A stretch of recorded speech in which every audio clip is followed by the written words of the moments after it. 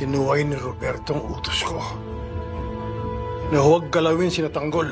At si Marites Dimagiba, ang kalaguyo ni Ramon Montenegro. Miguelito! Roberto! Pwede ba tantanan nila si Tanggol? Tantanan nyo na! Si Marites, ang anak ko. Si Marites. Si Tanggol. Wala si Tanggol. At ang mga miyembro Ano kaya ang lagay niya? ng Montenegro Drug Syndicate, Franco Di Gallo, Divina Juanillo Mondragon, at si Emil Alfaro.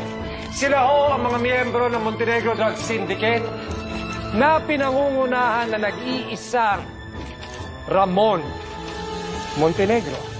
Matagal na po namin binabantayan ng organization na ito at napag-alaman namin ang isang importanteng bagay. Mga kababayan, buhay si Ramon Montenegro.